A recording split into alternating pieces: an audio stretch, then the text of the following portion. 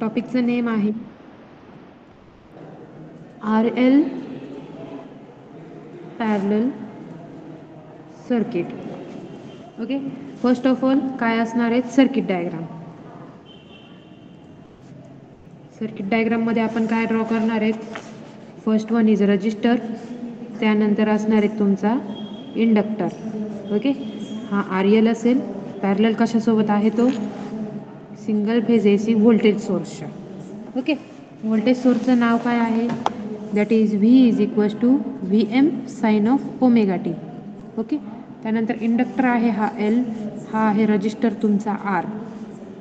Okay, त्यानंतर आपल्याला काय माहिती आहे, जेव्हा पॅरलल सर्किट असतं तेव्हा काय असतं, करंट जो आहे तो डिवाइड होतो. म्हणजे या आरमधनं काहीतरी करंट फ्लो होईल, या Lमधनं काहीतरी करंट फ्लो होईल. इथे बघा हा जो आहे इथून तुमचा मेन करंट फ्लो होईल. या नोडपासून काय होणार आहे, या नोडपासून काय होणार आहे, तर तुमचा करंट जो आहे तो डिवाइड होईल. फॉर एक्झाम्पल काही करंट तुमच्या इंडक्टरकडे जाईल, काही करंट तुमच्या रजिस्टरमध्ये जाणार आहे. So total current I is what, I is the total current. त्यानंतर काय असणार, रजिस्टरमधनं जो करंट फ्लो होणार आहे त्याला आपण म्हणूया, सपोज हा असेल IR, आणि इंडक्टरमधनं फ्लो होतोय त्याला म्हणूया आपण IL. व्होल्टेज सोर्सचं इक्वेशन माहिती आहे, V is equals to VM sine of omega t. Done. त्यानंतर आपल्याला काय माहिती आहे की जी क्वांटिटी डिवाइड होते तिचं इक्वेशन आपल्याला ड्रॉ करायचं आहे. मग आता इथे कोणती क्वांटिटी डिवाइड झाली, करंट डिवाइड झालं आहे, मग करंटचं इक्वेशन काय येईल, IR नुसार. IRचं इक्वेशन कसं घेणार, IR is equals to as per Ohm's law. Ohm's law काय असतो, AC साठी ओहम्स लॉ आहे V is equals to I into Z. तर I इज इक्वल्स टू काय असणार आहेत, V अपॉन Z असणार आहेत. So again right, what is IR, IR is equals to total V, किती याच्या अक्रॉसचं व्होल्टेज Vच असणार आहेत, डिवायडेड बाय Z म्हणजे याचा रेजिस्टन्स. तर याचा रेजिस्टन्स काय असतो रजिस्टरचा, this is R. Okay, similarly IL म्हणजे काय असेल, त्याच्या अक्रॉसचं व्होल्टेज V डिवायडेड बाय त्याचा रजिस्टन्स. इंडक्टरचा रजिस्टन्स काय येतो किंवा इंडक्टरची ओहमिक व्हॅल्यू काय येते, inductive reactance, that is XL. Okay, त्यानंतर पुढे आपण ड्रॉ करतो फेजर डायग्राम. फेजर डायग्रामसाठी काय माहिती आहे आपल्याला, जी क्वांटिटी कॉमन आहे ती काय घ्यायची, रेफरन्स, आणि जी क्वांटिटी डिवाइड होते तिला काय घ्यायचं, फेजर क्वांटिटी. मग रेफरन्स घेण्यासाठी ह्या दोघांमध्ये व्होल्टेज काय आहे, कॉमन आहे, बरोबर आहे ना.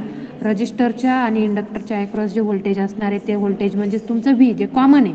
ओके, जे व्होल्टेज इथं अप्लाय केलं जाईल तेच व्होल्टेज तुमच्या रजिस्टरला पण अक्रॉस राहणार आहे. सो घेऊया आपण ॲज अ व्होल्टेज रेफरन्स. व्होल्टेजला जर रेफरन्स घेतला तर करंटचं नेचर कसं असतं रजिस्टरसाठीचं, तर रजिस्टरमधनं फ्लो होणारा करंट आणि रजिस्टरच्या अक्रॉसचं व्होल्टेज हे कसं असतं, इन फेज असतं. इन फेज म्हणजे काय, इथे येणार तुमचा हा IR. इन फेज क्वांटिटी म्हणजे काय, दोघांमधला फेज डिफरन्स फाय किती असतो इथे, फाय इज इक्वल्स टू 0 असतो. ओके, त्यानंतर घेतलं इंडक्टरसाठी. तर इंडक्टरसाठी कसं करणार, इंडक्टरसाठी घेतला हा तुम्ही voltage V, reference quantity V. V जर रेफरन्स घेतला तर IL, इंडक्टरचं कसं नेचर असणार आहे की इंडक्टरमधल्या करंटचं नेचर कसं असणार आहे, it is lagging to the voltage by exactly 90 degree. Okay, हा काय असणार आहे, 90 डिग्रीने लॅग होणार आहे, बरोबर आहे. का बरं, कारण की जर व्होल्टेजला रेफरन्स घेतलं तर करंट काय होतो, लॅग होतो. कशासाठी, इंडक्टिव्ह सर्किटसाठी, प्युअरली इंडक्टिव्हसाठी. सेम जे आपण RL सिरीजसाठी बघितलं तेच. त्यानंतर आपण काढणार काय आहोत, कंप्लीट फेजर डायग्राम. काय काढतोय आपण, complete phasor diagram. Complete phasor diagram for RL parallel circuit. Okay, RL पॅरललसाठीची फेजर डायग्राम कशी काढणार, तर बघा हे काय आहे तुमचं VR आणि IR इन फेजमध्ये. हा V च्या IL काय झालेलं, लॅगिंग टू द व्होल्टेज आहे. मग कशी काढणार फेजर डायग्राम, इथे घेणार तुम्ही common voltage as a V reference, त्याच्या इन फेज घेतणार आहे तुमचा हा IR, हा असेल V, आणि Vला लॅगिंग कोण आहे, करंट, इथे असणार आहे तुमचा हा IL. ओके, हे झाली तुमची फेजर डायग्रामसाठी IR आणि IL. घ्या मग IRचं आणि ILचं प्रोजेक्शन्स घ्या. प्रोजेक्शन्स इन द सेन्स काय घ्याल तुम्ही, त्या दोघांचं काय घेणार, रिझल्टंट करंट घेणार. रिझल्टंट करंट घेण्यासाठी हा तुम्हाला भेटला एक पॉईंट. ओके, ह्या पॉईंटला काय करायचं, मग ह्या पॉईंटला जॉईन करायचं. हा काय भेटला तुम्हाला करंट आय. ओके, हा काय भेटला तुम्हाला करंट आहे. आपल्याला काय माहिती आहे, टोटल व्होल्टेज आणि टोटल करंट यांच्यातला जो डिफरन्स असतो त्याला काय म्हणायचं, फाय म्हणायचं असतं. त्याला काय म्हणायचं, फाय म्हणायचं असतं. सो या फेजर डायग्रामवरून आपल्याला काय माहिती झालं की करंट काय होतोय, लॅग होतोय व्होल्टेजला. करंट लॅग होतोय व्हीला बाय अँगल फाय. बरोबर आहे, करंट काय झाला, लॅग झाला. आता आपल्याला अजून एक गोष्ट माहिती आहे, पॉवर फॅक्टरसाठी. पॉवर फॅक्टर म्हणजे काय, कॉस फाय. कॉस फाय जर कन्सिडर करायचं असेल तर कॉस फायसाठी व्ही ॲज अ रेफरन्स पाहिजे आणि current as a phasor quantity पाहिजे. जर V as a reference quantity घेतली तर करंट काय होतोय, लॅग होतोय. बरोबर आहे, जर करंट लॅग झाला आहे तर आपण इथे पॉवर फॅक्टर काय म्हणू शकतो, cos phi. That is power factor is equals to lagging. काय आहे, पॉवर फॅक्टर लॅगिंग आहे. कळालं सर्वांना काय केलं आपण. आर एल पॅरलल सर्किट आहे. आर एल पॅरलल सर्किटमध्ये हा होता तुमचा रजिस्टर आर, हा होता इंडक्टर एल. दोघांना आपण पॅरलली कनेक्ट केलं across the AC voltage source. आपल्याला काय माहिती आहे, पॅरललमध्ये काय होतं, करंट डिवाइड होतो. म्हणजे रजिस्टरमधनं करंट काही फ्लो होईल, इंडक्टरमधनं काही फ्लो होईल. पण पॅरललमध्ये व्होल्टेज कसं असतं, सेम व्होल्टेज असतं. सो आपल्याला माहिती आहे जी क्वांटिटी डिवाइड झाली तिचं व्होल्टेज इक्वेशन आपण किंवा करंट इक्वेशन आपण लिहितो. तर इथं कोणती क्वांटिटी डिवाइडिंग आहे, करंट डिवाइड झालेला होता. बरोबर आहे, मग करंट डिवाइड झाला म्हणून करंटचं इक्वेशन काय घेतलं, आय आर. पहिला घेतला I R is equals to V upon R घेणार आहे. त्यानंतर I L is equals to काय असेल, व्ही अपॉन एक्स एल घेणार आहे. त्यानंतर आहे फेजर डायग्राम. फेजर डायग्रामसाठी कसं असतं, जी क्वांटिटी कॉमन आहे तिला काय घ्यायचं, रेफरन्स क्वांटिटी घ्यायचं. मग रेफरन्स कोणाला घेणार, या दोन्ही इक्वेशनमध्ये कोण कॉमन आहे, तर बघा हा व्ही कॉमन आहे. मग जर व्ही कॉमन घेतला तर व्हीला रेफरन्स क्वांटिटी घेतलं, त्याच्या इन फेजमध्ये त्याचाच करंट येणार, तर तो कोणाचा असेल, रजिस्टरचा करंट. ओके, रजिस्टरसाठी करंट कसा असतो, इन फेज असतो व्होल्टेजचा. त्यानंतर इंडक्टरसाठी जर घेतलं तर व्होल्टेज रेफरन्स घेतलं तर करंट काय होतो इंडक्टरमधला, लॅग होतो बाय 90 डिग्री. दोघं डायग्रामला काय केलं आपण, कंबाईन केलं. तर ह्या दोघं डायग्राम इथं टाकले आपण. बघा इथे आला आय आर, इथे आला आय एल, हा तुमचा आहे व्होल्टेज व्ही. दोन्ही करंटचं आपल्याला रिझल्टंट व्होल्ट करंट काढायचं आहे म्हणून काय घेतलं आपण, एक पॅरलेलोग्राम घेतला. पॅरलेलोग्राम नाही, रिझल्टंट करंट घेतला. तर हा रिझल्टंट करंटचा पॉईंट आपल्याला इथे मिळाला आणि that is your current I. Okay, हा भेटला तुम्हाला करंट आय. आता आपल्याला पॉवर फॅक्टरसाठी काय माहिती असतं, पॉवर फॅक्टर जर कन्सिडर करायचं असेल तर पॉवर फॅक्टर काय असतो, पॉवर फॅक्टर म्हणजे काय, कॉस फाय. कॉस फाय म्हणजे काय की कॉस फाय कन्सिडर करण्यासाठी नेहमी व्होल्टेजला रेफरन्स घ्यायचं आणि करंटला फेजर क्वांटिटी घ्यायचं. जर व्होल्टेजला रेफरन्स घेतलं, इथे जर व्होल्टेजला रेफरन्स क्वांटिटी घेतलं तर करंट कसा आहे, लॅगिंग आहे. तर इथे आपण म्हणून काय म्हणणार आहे, power factor is lagging. Okay, so power factor is lagging. किंवा या फेजर डायग्राममधून आपण असं म्हणू शकतो, phi angle voltage current I is lagging to the voltage by an angle of phi. Done, सर्वांना समजले हे पॉईंट.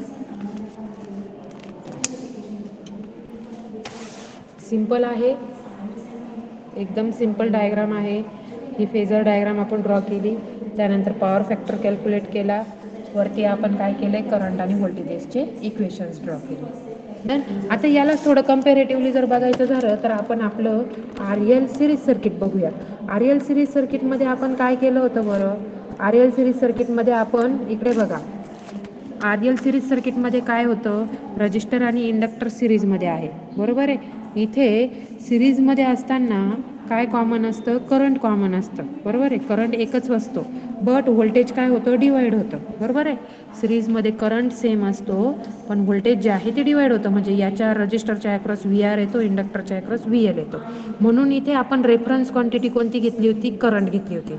ही फेजर डायग्राम बघा, या फेजर डायग्राममध्ये हा व्होल्टेजला करंट काय झालेला आहे, लॅग झालेला आहे. पण करंटला व्होल्टेज काय झालेलं आहे, लीड झालेला आहे. तेच तुम्ही इथे सेम तुम्ही म्हणू शकता. बरोबर आहे का, इथे पण करंटला व्होल्टेज काय आहे, लीड आहे, पण व्होल्टेजला करंट काय झालेला आहे, लॅग झालेला आहे. ओके, दोघंही डायग्राममध्ये सेमच परफॉर्मन्स आहेत, फक्त रेफरन्स क्वांटिटी जी घ्याल तिच्यानुसार आपल्याला इक्वेशन किंवा तिच्यानुसार आपलं स्टेटमेंट चेंज होतं आहे. ओके, यानंतर जसं आपण व्होल्टेज ट्रायंगल ड्रॉ केलं, म्हणजे काय केलं, तिन्ही व्होल्टेजेसच्या साईड घेतल्या, तसं आपण याच्यामध्ये काय घेऊ शकतो, इथे आपण करंट ट्रायंगल ड्रॉ करू शकतो. करंट ट्रायंगल नंतर इम्पिडन्स ड्रॉ करू शकतो जर काढायचं ठरला तर. करंट ट्रायंगलला काय येईल बरं, ही करंटची ॲज इट इज घ्या तुम्ही, एक रिअल साईड हा असेल IR, त्यानंतर हा येईल तुमचा इथे करंट I, आणि ही इमॅजिनरी साईड तुमची जी होती ती IL, हा इथे तुमचा फाय अँगल असणार आहे. ओके, यावरने इम्पिडन्स ट्रायंगल जर ड्रॉ करायचा असेल तर इम्पिडन्स म्हणजे काय, Z is equals to V/I.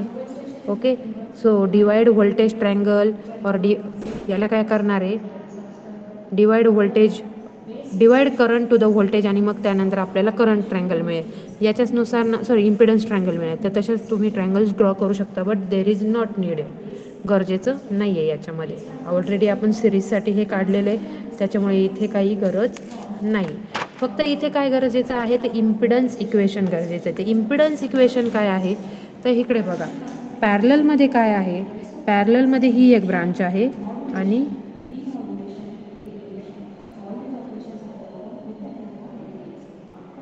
I am audible to everyone? Yes ma'am. Screen दिसते सगळ्यांना पुन्हा? Yes ma'am. Okay, this is your resistor R and this is your inductor L. तर हा रजिस्टर जो आहे, हा रजिस्टर आणि इंडक्टरचं याचा आपण काय करणार आहे, इम्पिडन्स कन्सिडर करणार. जसं की हा तुम्ही ह्या ब्रांचचा इम्पिडन्स म्हटला Z1, ह्या ब्रांचचा इम्पिडन्स म्हटलात तुम्ही Z2. Okay, so write down here Z1 and Z2. काय घ्याल तुम्ही, Z1 इज इक्वल्स टू तुमचा काय आहे, Z1 म्हणजे R, आणि Z2 इज इक्वल्स टू काय येईल, Z2 म्हणजे तुमचा इथे येईल JXL. JXL का बरं, कारण की ही कोणती व्हॅल्यू आहे तुमची, इम्पिडन्स किंवा याची व्हॅल्यू आहे, इम्पिडन्स व्हॅल्यू आहे, बरोबर आहे. त्यानंतर टोटल इम्पिडन्स, मग टोटल इम्पिडन्स कसा ड्रॉ करतो आपण, इकडे बघा, आपण आधीच्या लेक्चरमध्ये पाहिलेलं होतं. जसं इथे Z1 आणि Z2 कॅल्क्युलेट केला होता, आठवतं आहे का, Z1/Z2 म्हणजे काय, Z1 आणि Z2चं पॅरलल कॉम्बिनेशन काढलं. मग पॅरलल कॉम्बिनेशन काढल्यानंतर आपल्याला टोटल Z मिळाला होता, बरोबर आहे. म्हणजे काय,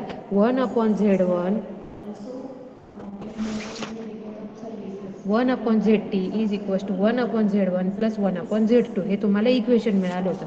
तेच तुम्ही इथे काय करणार आहे, इथे तुम्ही सिम्प्लिफाय करणार आहे. तर कसं सिम्प्लिफाय करणार,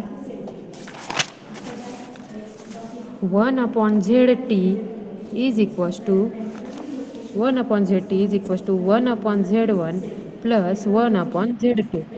ओके, हे तुमचं इक्वेशन झालं. So 1/ZT is equals to again Z1 plus Z2 divided by Z1 Z2, म्हणजे ZT is equals to Z1 Z2 divided by Z1 plus Z2. मग आता Z1 काय आहे, Z1 आहे R इंटू काय येईल तुमचा, JXL divided by R plus JXL.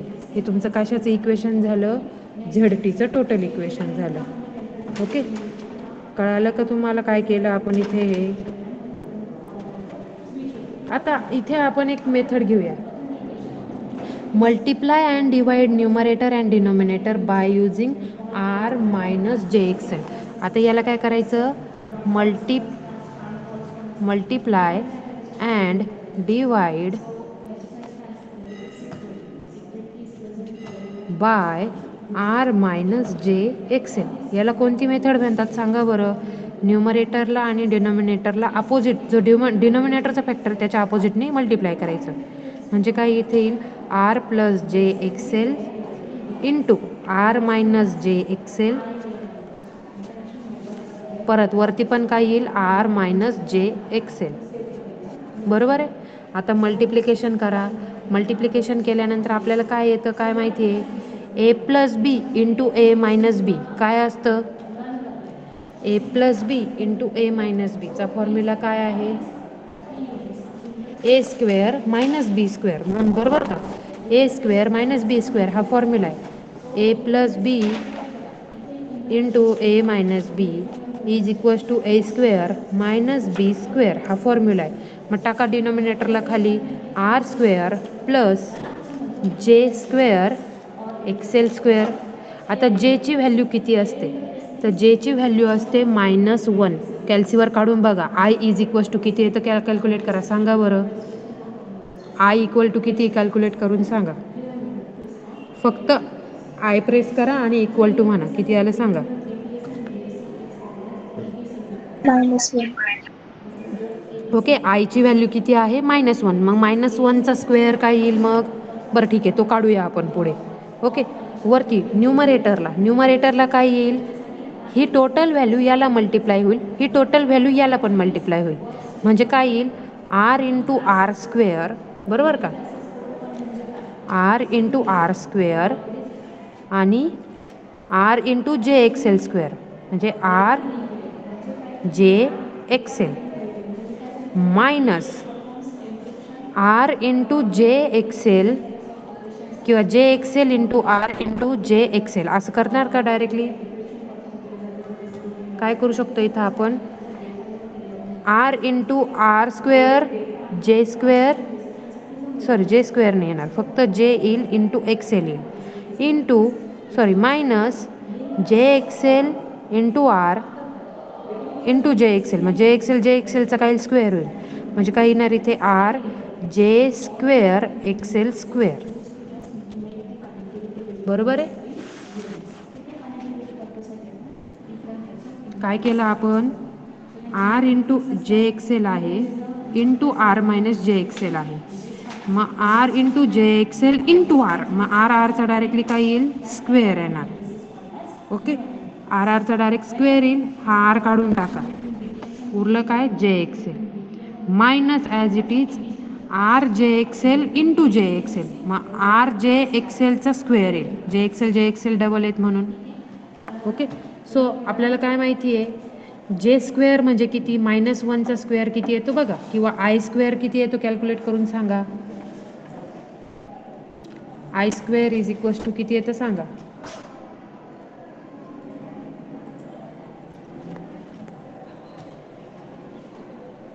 माझ्या मते आय स्क्वेअरच तुमचा -1 यायला हवा. बघा एकदा कॅल्सीवर सांगा किती आलंय I square.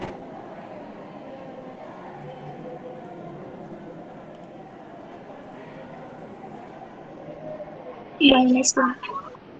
I square is equals to -1 आला. ओके, म्हणजे जो जे आहे त्या जेला तुम्ही कॅल्सीवरती आय म्हणू शकता आणि त्या जेचा स्क्वेअर जो काढलाय तो -1 काढला. तर समजा तो -1 आलेला आहे जी व्हॅल्यू, तर ती कशी घेणार मग, घ्या डिरेक्टली इथे R square j XL minus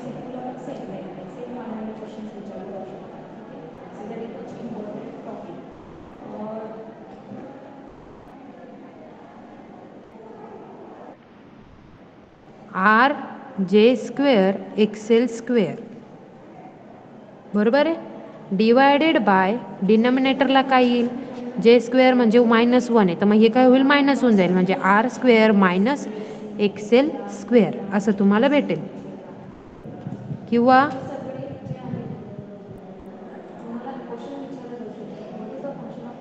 sorry इथे एक मिस्टेक झाली आपली, ए प्लस बी आणि A minus B is equals to काय येईल तुमचा A square minus B square आलं आहे, म्हणजे ही व्हॅल्यू इथे तुमचा मायनस येणार, इथे प्लस नाही येणार. ओके, म्हणजे हा पण तुमचा इथे काय राहणार होता -1 होता, तर तो मायनसचा काय होऊन जाईल इथे प्लस होऊन जाईल, बरोबर का. जे स्क्वेअर इज इक्वल्स टू -1 आला आहे, तर मायनस मायनस काय होतील प्लस होईल, म्हणून इथे काय आलं प्लस आलं. डन. मग आता न्यूमरेटर जर थोडासा सिम्प्लिफाय केला, तर न्यूमरेटरला सिम्प्लिफाय केल्यानंतर काय भेटेल, अगेन जे स्क्वेअर काय आपल्याला माहिती आहे -1 विल बी प्लस, म्हणजे टाका आर किंवा जे असं पुढे घ्या, J R square XL minus sorry plus R XL square, फक्त एक्सेलचा square divided by R square plus एक्सेलचा स्क्वेअर. व्हॅल्यू कळाली का काय केली, जे म्हणजे ही जी आहे व्हॅल्यू ही आपण पुढे घेतली R square XL as it is plus झालं. प्लस का बरं झालं? जे स्क्वेअर म्हणजे किती?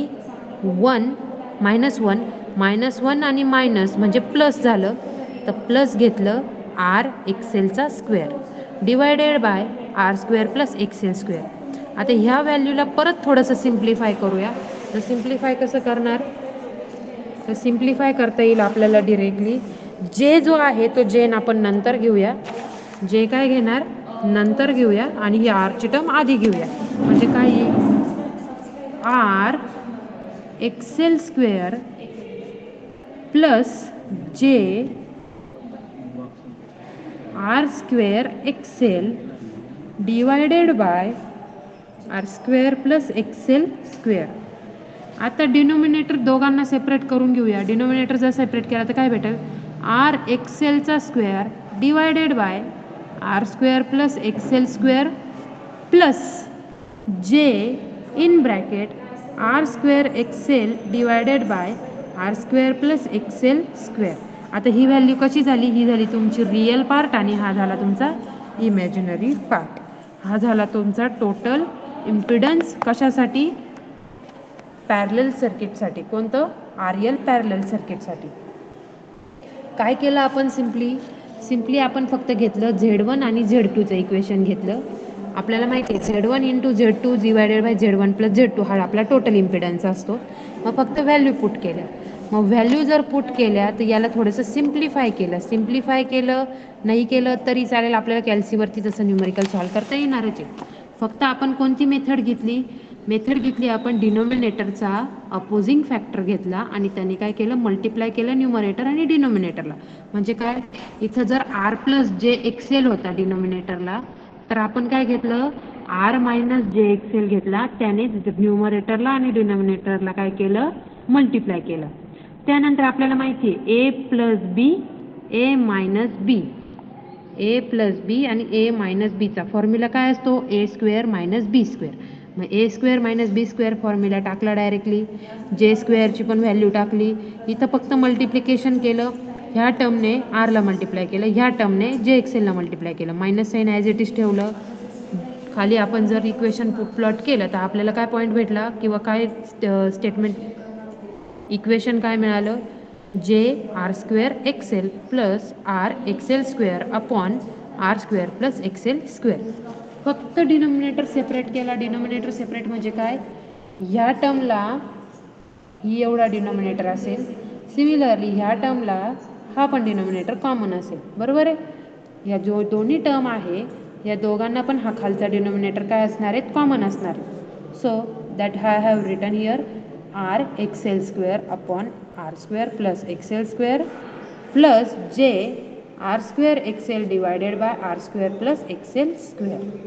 ओके, हा तुम्हाला काय भेटला? तुमचा टोटल झेड. डन. इथे झालं आहे आपलं impedance equation of the R L parallel circuit. त्यानंतर आपण पुढचं बघूया. समजलं सगळ्यांना? हे सगळ्यांना समजलं का आपण काय केलं ते? Simple R L parallel circuit आहे. जर आर एल सिरीज सर्किट समजलेलं असेल तर आर एल लगेच समजणार, कारण की आर एल आणि आर सीमध्ये फक्त जी रेफरन्स क्वांटिटी आहे ती डिफरंट झालेली. बाकी परफॉर्मन्स सेम आहे. परफॉर्मन्स म्हणजे काय? जो तुमचा सर्किटचं नेचर आहे. फॉर एक्झाम्पल व्होल्टेज जर रेफरन्स घेतला तर तुमचं कोण येतं? लॅगिंग करंट येतो. ती जर तुम्ही करंटला रेफरन्स घेतलं तर कोण येणार आहे? व्होल्टेज काय होणार आहे? लीड होणार आहे. Okay, done. समजलं सगळ्यांना? Yes, ma'am. ओके, यानंतर आपण नेक्स्ट सर्किट बघूया.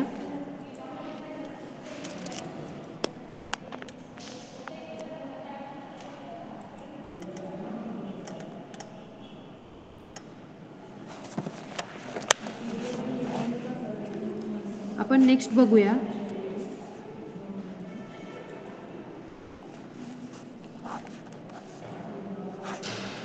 R C parallel circuit. R C parallel circuit. आपण आता आर सी बघतोय. अगेन सर्किट डायग्राम जर म्हटलं तर सगळ्यात पहिले काय येणार आहे? रजिस्टर त्यानंतर असणार कपॅसिटर. दोघं कसे घेतले? पॅरललमध्ये. त्यांना कोण आहेत? व्होल्टेज सोर्स काय घेतला? अक्रॉस कनेक्ट केला.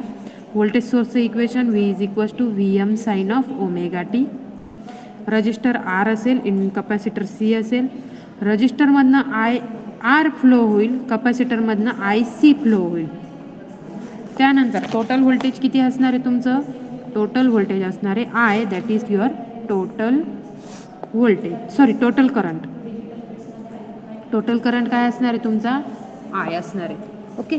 अगेन डिवाइड कोण होतं आहे? करंट डिवाइड होत आहे, म्हणून करंटचे इक्वेशन्स घेणार आपण. काय असणार आहे? IR is equals to V upon R, ohm's law नुसार. IC इज इक्वल्स टू काय असेल? V upon XC. Okay, as per the ohm's law. Phasor diagram. Phasor डायग्रामसाठी अगेन करंट कोण घ्यायचा रेफरन्स? व्होल्टेज रेफरन्स घेणार. कॉमन क्वांटिटी कोणती आहे? व्होल्टेजची. त्याच्या इन फेजमध्ये कोण येणार? करंट येणार रजिस्टन्ससाठीचा. ओके, कारण की current flowing through the resistance and voltage across register is in phase quantity. त्यानंतर इंडक्टरसाठी, सॉरी कपॅसिटरसाठी बघूया. कपॅसिटरसाठी जर व्होल्टेज रेफरन्स घेतलं तर करंट काय होतो? तो 90 डिग्रीने एक्झॅक्टली लीड होतो. हा किती झाला? 90 डिग्री झाला. डन. त्यानंतर आपण बघूया कॉमन म्हणजे फेजर डायग्राम. मग फेजर डायग्राम काय असेल? तर फेजर डायग्रामसाठी जर आपण इथली फेजर डायग्राम जर बघितली, दॅट इज V इथं आहे. Vच्या इन फेज कोण आहे? Current IR. त्याच्यानंतर Vच्या लिडिंग कोण आहे? IC आहे. तर इथे आपण फेजर डायग्राम कशी घेणार? हा घेणार तुम्ही as a current, sorry voltage reference quantity, common voltage आहे त्यामुळे. त्याच्या इन फेजमध्ये कोण येणार? इथे येणार IR. त्याच्या लिडिंगमध्ये कोण येणार आहे? हा IC. दोन्ही करंटचे काय घेणार आहेत? रिझल्टंट करंट घेणार आहेत. हा पॉईंट तुम्हाला मिळाला, हा तुम्ही ड्रॉ केला, तो भेटला तुम्हाला करंट I. ओके. आणि टोटल करंट आणि टोटल व्होल्टेज यांच्यातला जो डिफरन्स आहे त्याला आपण काय म्हटलं? फाय. अगेन आपल्याला माहिती आहे इक्वेशन किंवा स्टेटमेंट काय तयार होईल? करंट I काय झालं इथे? Lead by current I lead to the voltage V by phi. कितीने लीड झाला आहे? करंट फाय अँगलने लीड झाला आहे. बरोबर आहे? फाय अँगलने तो काय झाला आहे? लीड झाला आहे. त्यानंतर पॉवर फॅक्टर. पॉवर फॅक्टर म्हणजे काय असेल मग? पॉवर फॅक्टर असेल तुमचा कॉस फाय. आपल्याला माहिती आहे कॉस फायसाठी काय असतं? व्होल्टेज रेफरन्स क्वांटिटी आणि करंट ही फेजर क्वांटिटी. बरोबर आहे? करंट ही फेजर क्वांटिटी. मग काय करणार आपण? करंट जर फेजर घेतला तर करंटचं नेचर कसे? पॉवर फेजर डायग्राममध्ये करंट हा लीड झालेला आहे व्होल्टेजला, म्हणून इथे तुम्ही काय म्हणणार? Power factor is leading. काय असणार आहे? पॉवर फॅक्टर हा लीडिंग असणार आहे. कळालं? सिंपल आहे. RC parallel circuit. परत सांगते, सर्किट डायग्राम घेतली, रजिस्टर कपॅसिटर सिरीज पॅरललमध्ये. व्होल्टेज सोर्स त्याच्या अक्रॉस कनेक्ट केला. हा असेल तुमचा IR, हा असेल तुमचा IC. इक्वेशन कोणाचे लिहितो आपण? जी क्वांटिटी डिवाइड झाली तिचे. मग IRचं equation V upon R ohm's लॉवरनं, IC is equals to V upon XC ohm's लॉवरनं. त्यानंतर इथे घेतला तुमचा व्होल्टेज रेफरन्स. का बरं रेफरन्स घेतला? फेजर डायग्राममध्ये जी क्वांटिटी कॉमन असते तिला काय घ्यायचं असतं? रेफरन्स घेतो. मग हा घेतला व्होल्टेज रेफरन्स. त्याच्या इन फेज घेतला हा IR. त्यानंतर हा घेतला तुमचा काय? हा व्होल्टेज. त्याच्या इन फेज, त्याच्या लिडिंग कोण होता? करंट IC, कारण की कपॅसिटरमध्ये करंट लीड होतो. रजिस्टरमध्ये करंट हा इन फेज असतो व्होल्टेजच्या, आणि इंडक्टरमध्ये काय असतो? लॅग असतो. ओके, ठीक आहे. त्यानंतर फेजर डायग्राम. दोन्ही डायग्राम्सला कंबाईन केलं, voltage as it is draw केलं, त्याच्या इन फेज करंट दाखवला, व्होल्टेजला लिडिंग 90 डिग्री IC दाखवला. त्यानंतर हा तुम्ही काय काढला? रिझल्टंट करंट काढला, आणि टोटल करंट आणि टोटल व्होल्टेज याच्यातला डिफरन्स काय मेन्शन केला? Phi. Okay. So current I lead to the voltage V by phi. हे आपण स्टेटमेंट ह्या फेजर डायग्रामवरनं घेतलं. मग कॉस फायसाठीचं काय रिलेशन आहे? कॉस फाय म्हणजेच काय? Power factor. तर पॉवर फॅक्टर कसा आहे इथे? लीडिंग आहे, बिकॉज करंट हा लीड झालेला आहे. डन?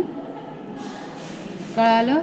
सिमिलरली आता इथे इम्पिडन्स इक्वेशन जर काढायचं असलं तर इथे इम्पिडन्स इक्वेशनसाठी Z1 काय आहे, Z1 म्हणजे R असेल, Z2 इज इक्वल्स टू काय असेल मायनस जे एक्स सी असणार आहे. काय असणार आहेत मायनस जे एक्स सी. मग आपल्याला माहिती आहे ZT is equals to Z1 Z2 divided by Z1 plus Z2. टाका मग व्हॅल्यू R इंटू मायनस जे X C divided by R minus जे एक्स सी. बरोबर आहे. आता इथं R मायनस जे एक्स सी आहे म्हणजे तुम्हाला न्यूमरेटर आणि डिनॉमिनेटरला कशाने मल्टिप्लाय करावं लागणार आहे R प्लस जे एक्स सीने. मग टाका multiply and divide by R plus जे एक्स सी. ओके. त्यानंतर मग खाली घ्या ही स्टेप परत घ्या. इक्वेशन वन्स बिकम काय येईल R मायनस जे X C divided by R into minus जे X C divided by R minus जे X C into R plus जे X C divided by R plus जे एक्स सी. अगेन हे equation पण आपल्याला माहिती आहे डिनोमिनेटर ए प्लस बी आणि A minus B is equals to A square plus A square minus B square. बरोबर का A square minus B square. मग इक्वेशन काय येईल ते खालचं इक्वेशन काय येईल खालचं इक्वेशन येणार आहे डिनॉमिनेटरचं आर स्क्वेअर मायनस जे स्क्वेअर एक्स सी स्क्वेअर. आता न्यूमरेटरला काय करायचं ही टोटल टर्म आरला मल्टिप्लाइड आहे, ही टोटल टर्म जे एक्स सीला पण मल्टिप्लाइड आहे. करा मग R into R R square आणि मायनस जे इंटू मायनस जे X C plus in bracket आता आर ॲज इट इज आणि मायनस जे एक्स सी इंटू प्लस जे एक्स सी म्हणजे काय येईल मायनस जे एक्स सीच येईल. बरोबर का. म्हणजे ही इथे तुमचं इक्वेशन काय येणार आहे मायनस जे square X C square plus minus minus होईल इथं साईन. बरोबर आहे. प्लस मायनस मायनस होईल. फक्त आर जो आहे यांच्यातला हा आर इथे घेणार आणि हा एक्स सीचा स्क्वेअर आणि हा जेचा स्क्वेअर झालं. थोडंसं सिम्प्लिफाय केलं. सिम्प्लिफाय म्हणजे काय minus J R square X C minus जे square R X C square divided by R J R square X C minus जे square R X C square divided by R square minus जे square X C square. आपल्याला माहिती आहे जे square is equals to -1 भेटतं आहे आपल्याला. म्हणजे -1 जर भेटतं आहे तर आपण खाली टाकू शकतो डिनोमिनेटरला -1 मायनस मायनस काय होईल प्लस होईल. म्हणजे R square plus X C square denominator मिळाला. Numerator minus J R square X C minus आणि -1 जे स्क्वेअर म्हणजे -1 आणि हे -n म्हणजे परत plus R into X C square. परत काय करायचं याचं जेची टर्म काय घ्यायची नंतर घ्यायची आणि प्लसची टर्म किंवा मॅग्निट्यूड जो आहे ज्याच्यामध्ये जे नाही आहे अशी टर्म काय घ्यायची रिअल साईडला घ्यायची आणि इमॅजिनरी साईडला जेची टर्म घ्यायची. मग इक्वेशन आपल्याला फायनली काय मिळेल final equation is R X C square divided by R square plus X C square. Directly आपण डिनॉमिनेटर सेपरेट करून घेऊया minus j in bracket R square X C divided by R square plus X C square. हा भेटला तुम्हाला Z T. काय भेटला तुम्हाला Z T. Okay. Actually हे इक्वेशन तुम्हाला मे बी विचारलं जाणार नाही. फक्त आपण सिम्प्लिफाय करतोय याला की आपले इक्वेशन्स कसे असणार आहे. ओके. जर आपल्याला मल्टिप्लिकेशन करायची वेळ आली तर ते कशा पद्धतीने असेल हे बघण्यासाठी आपण हे काय केलं न्यूमरिकल्स किंवा न्यूमरिकल पॉईंट ऑफ व्ह्यू आपण हे आता काय बघतोय इक्वेशन्स कसं सॉल्व केलेलं हे बघतोय. ओके. कळालं सर्वांना काय केलं आपण फक्त आर सी पॅरलल सर्किटमध्ये आपण काय बघितलं आर सी पॅरललमध्ये आपण पाहिलं की पॅरललसाठीचं डिवाईड झालेलं करंटचं इक्वेशन, त्याच्या रिस्पेक्टिव्हली त्याच्या फेजर डायग्राम, त्यानंतर आपण ही कॉमनची फेजर डायग्राम पाहिली, त्यावरनं आपण पॉवर फॅक्टरचं रिलेशन कसं आहे ते बघितलं. आणि त्यानंतर इम्पिडन्स झेड म्हणजे काय, तर झेड इथे कसा असणार आहे, झेड हा पॅरलल कॉम्बिनेशन असल्या कारणाने पॅरललसाठी काय फॉर्म्युला येतो, total Z is equals to Z1 Z2 divided by Z1 plus Z2 हा इक्वेशन येतो. आणि त्यानुसार मग आपण हे इक्वेशन सॉल्व केलं आणि आपल्याला फायनली ZT काय मिळाला, R into XC square divided by R plus XC minus J in bracket R square XC divided by R square plus XC square हे आपल्याला इक्वेशन मिळालं. डन, कळालं सर्वांना?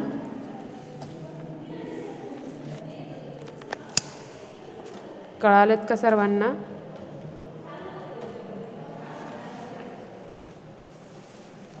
कळालं असेल तर हो म्हणा, नसेल कळालेलं तर नाही म्हटलं तरी चालेल. कळालं की नाही कळालं, म्हणजे तो पॉईंट ॲटलिस्ट रिपीट तरी करायला. मग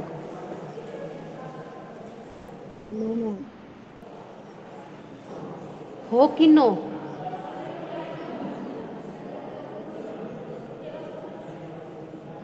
अक्षदा समजतंय की नाही समजत आहे? नाही समजत मॅम. बरं, परत सांगते, परत एकदा लक्ष द्या.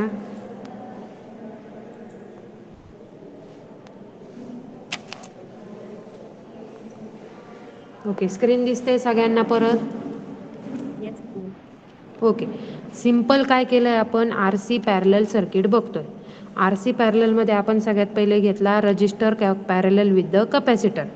ओके, पॅरललमध्ये काय होतं, करंट जो आहे तो डिवाइड होतो, व्होल्टेज काय असतं, सेम असतं. ओके, म्हणजे जे व्होल्टेज तुम्ही ह्या रजिस्टरला देणार आहे तेच व्होल्टेज तुमच्या रजिस्टरला पण असणार आहे. ओके, त्यामुळे इथं जो करंट डिवाइड झाला आहे तो करंट काय झाला, आय आर आणि आय सी. आता ओहम्स लॉवरनं आपल्याला इक्वेशन काय माहिती आहे, Ohm's law is equals to V is equals to I into Z, हे इक्वेशन आपल्याला माहिती आहे. पण झेड म्हणजेच काय, Z is the combination of R plus जे एक्स, म्हणजे कपॅसिटिव्ह रिॲक्टन्स आणि इंडक्टिव्ह रिॲक्टन्सचं कॉम्बिनेशन आहे. मग आपण हे इक्वेशनचा यूज करून काय करूया, करंटचे इक्वेशन ड्रॉ करूया. तर करंटचं इक्वेशन काय आलं पहिलं, I R is equals to V upon R, बरोबर का. I is equals to V upon Z. जर सर्किटमध्ये फक्त रजिस्टर आहे, एवढ्या ब्रांचसाठी कन्सिडर केलं, फक्त रजिस्टर आहे, तर बघा मग झेड म्हणजे काय येईल, एक्सेल ने येणार, एक्सी ने येणार, म्हणजे Z is equals to R येईल का, येईल. मग टाका इथे आर टाकलं तर I is equals to V upon R येणार का, येस येणार. सो काय झालं, हा I R is equals to V upon R आला. सिमिलरली आय सी कॅल्क्युलेट केला, आय सी म्हणजे काय, परत व्ही अपॉन एक्सी येणार, कारण की हे purely capacitive, purely resistive, purely inductive टाईपचं सर्किट कन्सिडर केलं आहे. डन.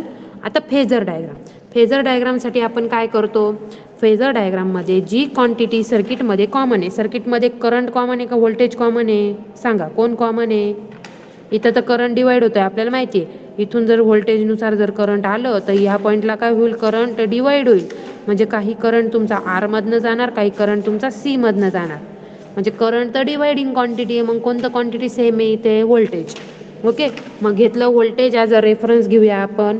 जर व्होल्टेज रेफरन्स घेतलं तर करंट आणि व्होल्टेजचं relation in terms of resistor कसं असतं, इन फेज असतं. ओके, कसं असतं, इन फेज असतं. इन फेज म्हणजे काय, यांच्यामध्ये जो फाय अँगल आहे तो किती आहे, 0 आहे. ओके, त्यानंतर इथे बघा, इथे काय आहे, परत व्होल्टेजला जर रेफरन्स घेतलं तर ही करंटची क्वांटिटी कशी आली, लीडिंग आली. का बरं, कारण की कपॅसिटरसाठी काय असतं, कपॅसिटरमध्ये जर व्होल्टेज रेफरन्स घेतलं तर करंट काय होतो, लीड होतो बाय 90 डिग्रीने. ओके, जसं आपण इंडक्टरसाठी पाहिलं, इंडक्टरसाठी काय होत होता, करंट लॅग होत होता बाय 90 डिग्रीने. ओके, तसं तिथं कपॅसिटरसाठी आपण काय बघतोय, तो काय झाला, लीड झाला 90 डिग्रीने. आता या दोन्हींना कंबाईन केलं म्हणजे काय, हा व्ही ॲज इट इज घ्यायचा, आय आर पण in phase as it is घ्यायचा, आणि हा जो आय सी आहे हा आय सी पण टाकायचा. टाकलं का मग फेजर डायग्राममध्ये, यस टाकलं. हा घेतला व्ही, इन फेज आला आय आर, इकडे गेला आय सी.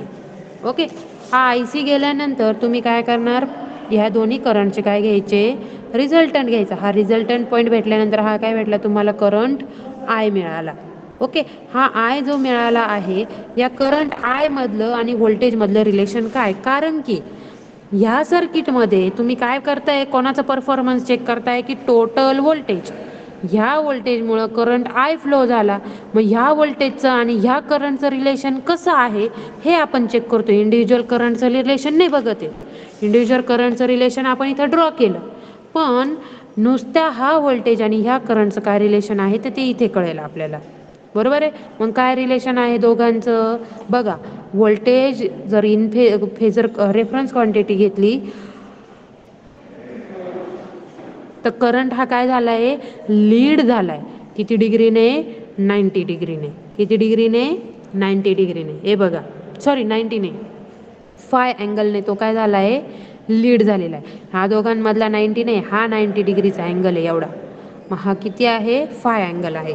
मग आपण तो फाय अँगल काय म्हटलं, current I lead to the voltage by angle phi. Okay. त्यानंतर पॉवर फॅक्टर. पॉवर फॅक्टर म्हणजे कशाने डिनोट करता, कॉस फायने डिनोट करता. या फाय अँगलचं नेचर कसं आहे ते आपण बघतोय. मग कॉस फायसाठी काय रे गरजेचं आहे, तर कॉस फायसाठी नेहमी व्होल्टेजला रेफरन्स ठेवायचं आणि करंटला फेजर क्वांटिटी म्हणायचं. ओके, करंटला काय म्हणायचं, फेजर क्वांटिटी. मग बघा, व्होल्टेज रेफरन्स असल्यानंतर करंट काय आला, लीड झालाय. करंट काय झाला, लीड झाला. तेच असं बघा, जर तुम्ही करंटला जर रेफरन्स ठेवला असतं तर तुमचा व्होल्टेज काय झाला असता, लॅग झाला असता. पण आता तुम्ही कोणाला रेफरन्स म्हणताय, व्होल्टेजला. मग व्होल्टेज रेफरन्स आहे तेव्हा करंट काय झाला, लीड झाला. बरोबर आहे. म्हणून तुमचा पॉवर फॅक्टर काय आला, लीडिंग आलाय. कळालं का आता अक्षता? Yes ma'am. ओके. आता तुमच्यासाठी एक सिम्पली फक्त रिलेशन सांगते, काय असतं लीडिंग, लॅगिंग, इन फेज आणि आउट ऑफ फेज. फेजर डायग्रामसाठी 4, हे सगळ्यात महत्त्वाचं आहे, लक्षात द्या. ओके, 4 रिलेशन आहे. कोणते, एक आहे लीडिंग, दुसरा आहे लॅगिंग, त्यानंतर असतं इन फेज, त्यानंतर असतं आउट ऑफ फेज. कोणते 4 झाले, लीडिंग, लॅगिंग, इन फेज आणि आउट ऑफ फेज. ओके. आता लीडिंग म्हणजे काय, समजा आपण व्होल्टेज जर रेफरन्स घेतला तर हा करंट जो आहे हा इथं लीड झालाय. तो करंट 0 पासून, 0 नाही, 0चा प्लस ते 360 पर्यंत कुठेही जरी असला तरी तुम्ही त्याला काय म्हणणार आहे, लीडिंगच म्हणणार आहे. म्हणजेच काय, तर परत सांगते थोडंसं सिम्प्लिफाईड. आता हा जर व्होल्टेज रेफरन्स घेतला तर इथे पण हा करंट काय झालाय, लीडच झालाय. समजा हा व्होल्टेज रेफरन्स घेतला तर हा 90 डिग्रीला करंट घेतलाय तरी पण तो करंट काय झालाय, लीडच झालाय. हा व्होल्टेज इथं घेतला, इथं हा 120 डिग्रीला करंट घेतला तरी पण तो काय झालाय, लीडच झालाय. बरोबर आहे. म्हणजे इथे तुम्ही काय म्हणणार आहे, लीडिंग क्वांटिटी म्हणजे काय, का जी क्वांटिटीचा अँगल हा पॉझिटिव्ह अँगल असतो. काय असतो, पॉझिटिव्ह अँगल असतो. म्हणजे 0ला इकडून अँटी क्लॉकवाईज डायरेक्शन जर असेल तर त्याला म्हणायचं पॉझिटिव्ह अँगल. त्यानंतर लॅगिंग. परत हा घेतला व्होल्टेज रेफरन्स आणि करंट हा खाली आहे, म्हणजे इथं हा निगेटिव्ह अँगल आला तुमचा समजा. ओके. सिमिलरली परत तुम्ही व्होल्टेज रेफरन्स घ्या, 90 डिग्री तुम्ही करंट दाखवा, किंवा तुम्ही हा इथं व्होल्टेज दाखवलाय, हा याच्या 120 डिग्रीला तुम्ही काय दाखवलाय, सॉरी इथे 120 डिग्रीला तुम्ही काय दाखवला, करंट दाखवला, तरी पण तो काय झाला, लॅगिंगच झाला. बरोबर. आता हे बोलण्यावर आहे किंवा स्टेटमेंटवर डिपेंडंट आहे. स्टेटमेंटवर कसं डिपेंड आहे तर बघा, जर मी आता म्हटलं हा करंट जर रेफरन्स आहे तर व्होल्टेज काय झालाय, क्वांटिटी, करंटला व्होल्टेज काय झालाय, लॅग झालाय का लीड झालाय, बोला. लीड झालाय. बरोबर आहे का. करंटला व्होल्टेज काय झालंय, लीड झालाय. लीड झाला म्हणजे काय, याचाच पॉझिटिव्ह अँगल आला. तेच आता आपण थोडी नोटबुक चेंज केली पोझिशन. आता व्होल्टेजला करंट काय झालाय, लॅग झालाय. जर व्होल्टेजला करंट लॅग होतोय तर करंटला व्होल्टेज कसा असणार आहे, लीडिंग असणार आहे. सिमिलरली इकडे ह्या तिघांमध्ये पण जर व्होल्टेजला करंट लीड झालाय तर करंटला व्होल्टेज काय आहे, लॅग आहे. ओके. इथे पण व्होल्टेजला करंट काय आहे, लीड 90 डिग्रीने, किंवा करंटला व्होल्टेज किती डिग्रीने लॅग आहे, 90 डिग्रीने. सिमिलरली इथं पण व्होल्टेजला करंट लीड आहे 120 डिग्रीने, म्हणजे करंटला पण व्होल्टेज काय आहे, लॅग आहे 180 डिग्रीने, सॉरी 120 डिग्रीने. आता तिसरं आहे इन फेज. इन फेज म्हणजे काय, हा जो समजा व्होल्टेज घेतला तर त्याच्याच लाईनमध्ये इथं तुमचा काहीतरी करंट आहे, म्हणजे हा व्होल्टेज आणि करंट यांच्यातला अँगल आहे का दोघांमध्ये, काहीच नाही. किती फाय म्हणजे 0. जिथे फाय 0 असेल तर दोन क्वांटिटीला कोणत्या क्वांटिटी म्हणायचं, इन फेज क्वांटिटीज म्हणायचं. कळालं. त्यानंतर out of phase. Out of phase म्हणजे काय, समजा जर हा तुम्ही व्होल्टेज घेतला तर त्याच्या एक्झॅक्टली किती 180 डिग्रीला दुसरी क्वांटिटी म्हणजे करंट घेतली, हा अँगल किती झाला 180 डिग्रीचा. दोन क्वांटिटींचं रिलेशन एक्झॅक्टली अपोजिट असेल म्हणजे तर त्यांना तुम्ही काय म्हणणार, आउट ऑफ फेज म्हणणार. मग आता चार कोणत्या क्वांटिटीज आहेत या फेज डायग्राम मधल्या, लीडिंग, लॅगिंग, इन फेज आणि out of phase. Normally relation कसं असतं कोणाचं, लीडिंग क्वांटिटी. लीडिंग म्हणजे कधी येतं, लीडिंग मध्ये कधी आपण पॉवर फॅक्टरच्या नुसार बघूया.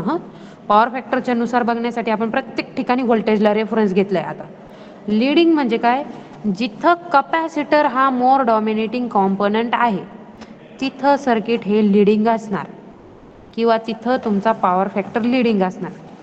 त्यानंतर लॅगिंग. लॅगिंग म्हणजे काय, जिथं तुमचा इंडक्टर हा जर डॉमिनेटिंग कंपोनंट असेल, फॉर एक्झाम्पल RL सर्किट आहे, तर RL सर्किट मध्ये पण तुमचा इंडक्टर डॉमिनेटिंग आहे, म्हणजे तिथं पॉवर फॅक्टर काय होणार आहे, लॅग होणार आहे. बरोबर आहे. In phase. इन फेज म्हणजे काय, इन फेज म्हणजे जिथं जिथं तुमचं रजिस्टिव्ह टाईपचं सर्किट आहे तिथं तुमचा पॉवर फॅक्टर कसा येणार आहे, इन फेज येणार आहे.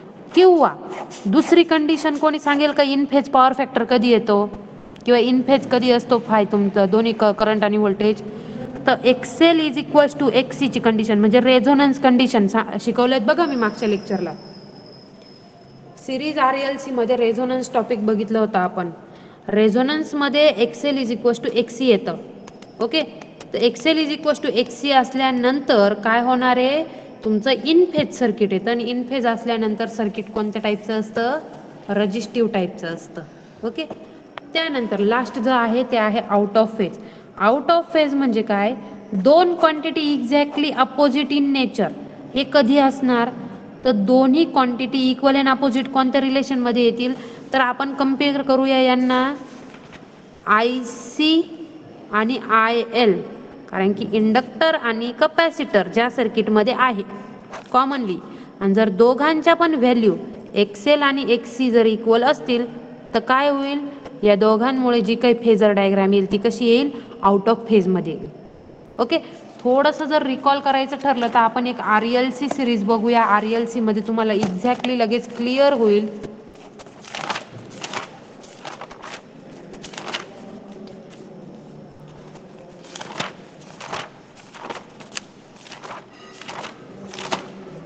हे बघा, RLC सिरीज सर्किट मध्ये आठवतंय तुम्हाला, RLC सिरीज मध्ये रजिस्टर साठी इन फेज क्वांटिटी येतात, कारण की रजिस्टर मधला करंट आणि व्होल्टेज कसा असतो, इन फेज असतो. इंडक्टर साठीचं व्होल्टेज आणि करंट कसं असतं, जर करंट हा रेफरन्स क्वांटिटी घेतला तर व्होल्टेज लीड होतं. कपॅसिटर साठी काय असतं, कपॅसिटर साठी व्होल्टेज काय होतं, लॅग होतं, करंट जर रेफरन्स क्वांटिटी घेतला तर. आता ह्या करंट व्होल्टेजचं रिलेशन पहा, हा व्होल्टेज कसा आहे, करंटला लीड झालाय, हा व्होल्टेज कसा आहे, या करंटला लॅग झालेला आहे. जेव्हा आपण कॉमन फेजर डायग्राम काढतो तेव्हा कॉमन फेजर डायग्राम मध्ये नॉर्मली VL आणि VC यांच्या दोघांमधला अँगल किती आहे, 180 डिग्री. बरोबर का, 180 डिग्री अँगल आहे, म्हणजे या दोघांचं रिलेशन कसं आहे, अपोजिट रिलेशन. म्हणजे जे तुम्ही जर या तीन कंडिशन बघितल्या, कोणत्या तीन condition, XL is equal to XC, XL minus XC, बरोबर का. तीन कंडिशन कोणत्या कोणत्या, XL is equal to XC, XL greater than XC आणि XL लेस दॅन XC. तर या तिन्ही कंडिशन मध्ये आपल्याला in phase, out of phase, in phase, leading आणि लॅगिंग या तीन क्वांटिटी बघायला मिळतात. ओके, कळालं सर्वांना. RL पॅरलल सर्किट आणि RC पॅरलल सर्किट आता आपण बघितलं आहे. क्लिअर झालं सगळ्यांना? फेजर डायग्रामचे रिलेशन काय आहे ते पण कळाले? Yes, ma'am.